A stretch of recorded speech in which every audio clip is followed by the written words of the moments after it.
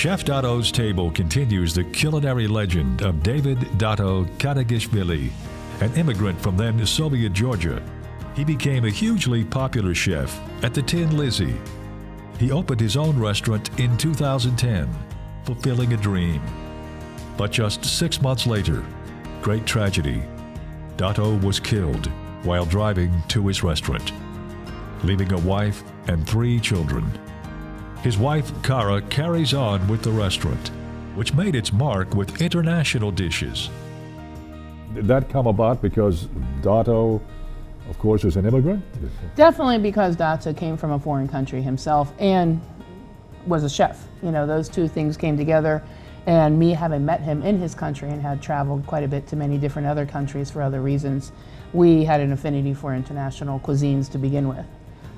We enjoyed eating at them ourselves when we went down to DC or Pittsburgh, so we decided to incorporate that facet within our own. Which country is the most, because you do international from various nations, obviously. Mm-hmm. What are a couple of the more popular? Honestly, when we were at the Tin Lizzy, when we had Chef Dato's at Tin Lizzy, Germany was one of our more popular ones. So we actually ended up making that its own day on Tuesdays, and of course for Oktoberfest time in the fall, it's a very big season for us. Sure. We do a lot of German food, obviously from my background, my father being from Germany.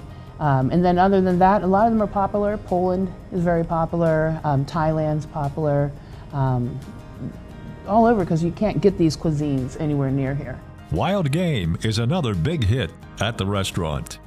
And that's a signature of Dato's. Definitely. And not to say that other people don't do wild game. Dato, when we were at the Tin Lizzy, a lot of the gentlemen that drank at the bar down there, at the tavern, were hunters. So he was always having people bring in pheasants, turtles, deer for him, and it was like my husband being in a candy store. He loved working with the product itself, like the deer, cutting it down. Sure. He was very well versed, just coming from the country that, you know, as a chef, he's not just used to preparing food, he's used to actually taking the actual animal and cutting it down. So he loved it and cooked it just for them, of course. But on Sundays they did that quite a bit. So from that evolved into getting product from our purveyors, of course, and then offering wild game menus. And we tend to do it in the fall and the winter months. Yeah. Let's talk more about Dato. Not only a great chef, but a larger-than-life personality. I would like to think so, and I think, yeah, yes, very much so. Yes. Mm-hmm. And I always made a point of telling people that the last time they were in the restaurant, did Dato come out and talk to you? He goes, oh yes, he comes and talks to all the people. That was, you know, Dato loved seeing people enjoy his food. His first priority was not making money. His first priority was making food that people enjoyed.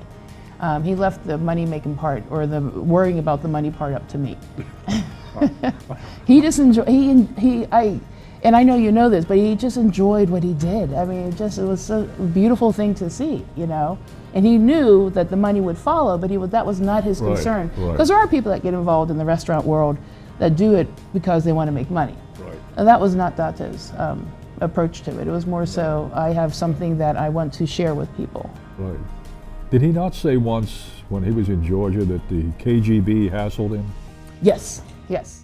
I just became a citizen a couple months ago. I'm very proud. Of course, more responsibility being American right now, but hey, I'm not afraid of responsibility. If I survive KGB, I can survive anything. So. And his father, or his grandfather, I think, was killed by the KGB. Oh, really? Yeah, even when he was starting out in Georgia, and this would have been in the mid-90s, he actually was harassed. Tell us about the day he became a citizen.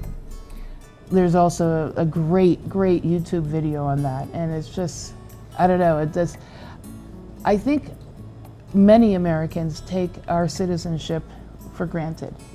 And Dato was the quintessential person that emulated what being an American was about, in my opinion. The chance to make something of yourself, the ability to, if you work hard, success will follow. I think emulated that so well, and he was so appreciative of the country that welcomed him and allowed him to have those opportunities. proudly flew a flag in front of our restaurant for many years. He was always, would always say, I'm happy to be an American. He was a very proud American, absolutely. He was a great patriot. Yes, very much so. Dato's passing becomes incredible upon knowing that his first wife and 2 children were killed in a car crash in his native Georgia. To come back from that and, still be that optimistic, it was something that was truly very unique to Dato. When he was tragically lost 10 years ago, 10 years in January of 2021, were any thoughts running through your head about not continuing the restaurant? I didn't know if I could do it. The first year coming out of it, I remember right after he had passed and we had finished the funeral and the memorial service, I pulled his staff together and asked them at that time, what would you guys like to do? Do we want to give this a go? And they all agreed, sure, Cara, let's try it. So I think it was on a trial basis that we continued on. I honestly wasn't sure if people would follow us because Dato had a following, as you alluded to, that people enjoyed not only his food, but also the personality behind the person. No question. Yeah, and yeah. he was out talking to guests on a regular basis. So people kept coming in. We still keep the same basis of how Dato would make the food from scratch, using the best product possible. So we keep with that mantra of how he would do it. Sure. And I think that's a huge part of our continued success. Do many customers still talk about him?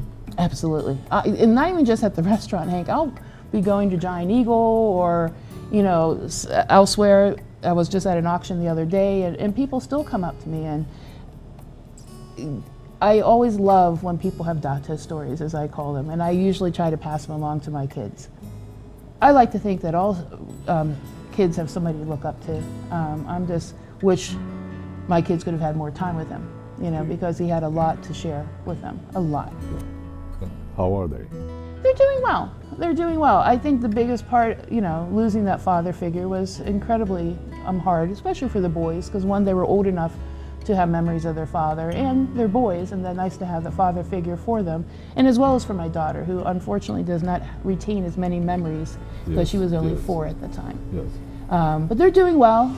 Did you have to grow to love the restaurant business? I mean, do you love it? I used to work in restaurants growing up. I think everyone should work in a restaurant, quite frankly. When I took it over, I knew that this was our family business and it was important to Dato and maintaining his legacy. I think Dato had that uniqueness that I would say most restaurateurs probably don't even have to the extent that Dato had it, where that combination of loving people and food. I mean, he would have withered up and died if he was one of the chefs that would never come out of the kitchen or wasn't allowed to come out of the kitchen, because how many restaurants do you go to where the chef actually comes out and talks to you? No, it's not. Yeah. No, I mean, to him that was not, it was not a ploy. It was basically, I cooked this food, I went to see people and get their immediate feedback. Do you like it? What can I do? He was always, I remember people sitting at our bar that he would always just bring out food. They didn't even order it. He was just always whipping something up and wanted to have people's opinion of it, I mean, that's Dato.